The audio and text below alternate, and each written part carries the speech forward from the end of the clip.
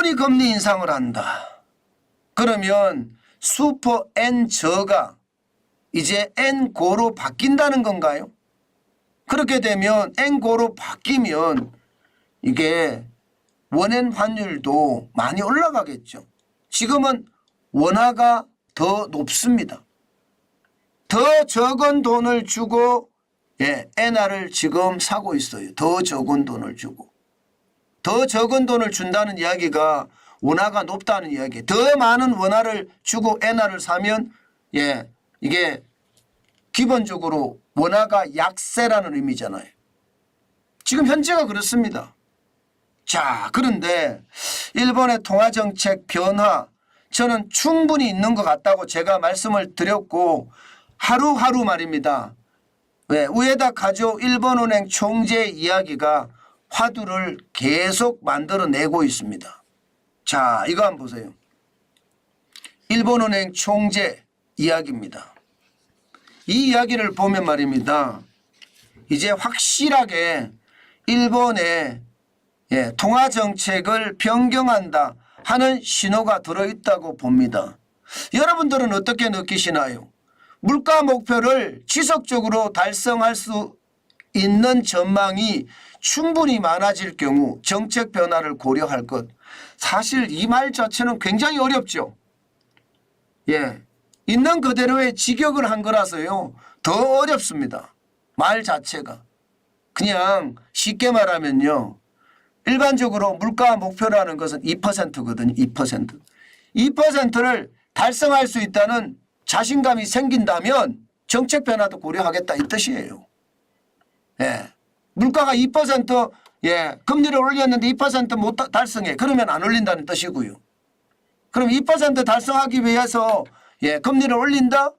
실질적으로 말입니다. 일본 소비자 물가 11월에 2.8%까지 떨어졌습니다. 10월에 3.3%가 2.8%까지 떨어졌거든요.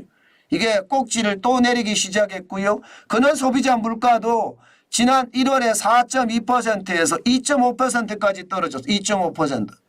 2.5% 이렇게 떨어지니까 지금이 기회다. 이렇게 지금 우에다 일본은행 총재는 생각하는지 모르겠습니다. 지금이 기회다. 지금이 기회니까 지금 즉시 금통화 정책을 변화시켜서 이게 물가를 잡아야 되겠다. 이런 생각 당연히 할 수가 있겠죠. 우에다 총재 이야기가 이런 얘기입니다. 그러면 지금 일본의 금리는 마이너스 0.1%거든요. 얼마나 올릴까요? 시장의 예측치는요. 0%나 아니면 0.1% 올린다. 2008년 1월에 0.1%였던 것이 2010년 5월에 0%로 내렸다가 2016년 1월에 마이너스 0.1%까지 내렸거든요.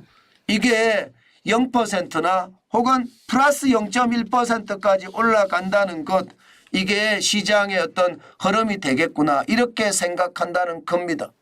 이렇게 말이 나오자마자 말입니다. 시장, 환율시장, 외환시장에서는요 영향을 받았습니다. 엔달러 환율이요 142.45를 기록을 했습니다. 요즘 142.45가 기준이죠. 지난 11월 13일에는요 151.71까지 역대 최고까지 근래 최고까지죠. 근래 최고까지 올라가기도 했었는데요. 그게 142.45까지 떨어졌습니다. 45까지. 그러면 엔달러 환율이 이렇게 떨어진다는 것은 엔화가 강해진다는 뜻이잖아요. 강해진다는 뜻이에요. 원달러 환율, 원엔 환율도 마찬가지입니다. 원엔 환율도 보면 지난 11월 17일에 864.9까지 떨어졌던 것이요. 12월 15일에는 914.6원까지 올랐습니다. 그러다가 12월 26일에는 909.9원까지 100엔당입니다. 100엔당 유지하고 있습니다. 그러면서 시장에서는 어떤 일이 일어나느냐. 지금 이 기회에 엔화 팔아 이익 내자 하는 분위기가 굉장히 숙성되고 있습니다. 사실 11월 달까지만 하더라도 엔화 사들이자였어요.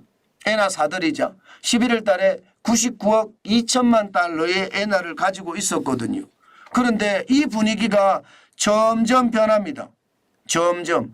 5대 시중은행을 기준으로 보면 말입니다. 엔화 요금은요. 엔화 예금은 1조 1348억 4908만행입니다. 예, 8만행. 그런데 지난달에 비해서 말입니다. 이게 줄었어요. 622억 4979만행으로 줄었습니다. 그러니까 뭔가 예, 엔화를 팔아서 이익을 내자 하는 사람들이 많아졌다는 이야기인가요? 실제로 그렇게 많아진 겁니다.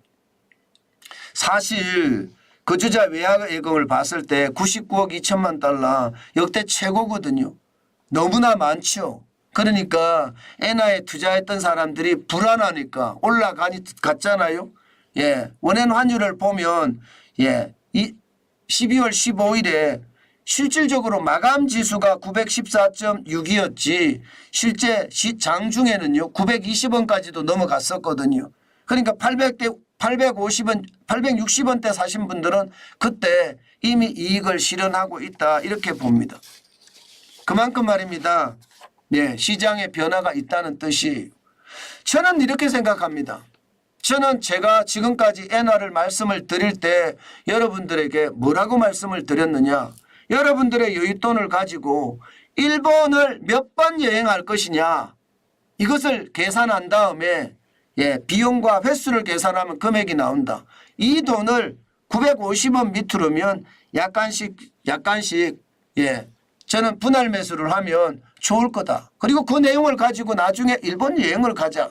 이런 형국으로 제가 여러분들에게 말씀을 드렸거든요. 저는 그 마음 그대로 유지합니다. 엔화는 사서 돈 벌자 하는 것보다가 나중에 일본 여행을 가자.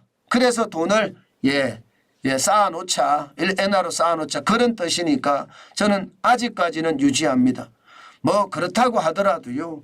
예, 돈을 많이 사놓으신 분들은 뭐 다른 생각을 할 수도 있겠죠. 그러나 저는요. 일본 여행을 고집하겠습니다. 일본 여행을 고집하면서 계속 쌓아두겠습니다. 그것이 제가 더 잘하는 일이 아닐까 그런 생각해 봅니다. 부안해동하지 마시고요. 나만의 투자 원칙을 가지고 시장에 접근하는 것 저는 굉장히 중요하게 생각합니다.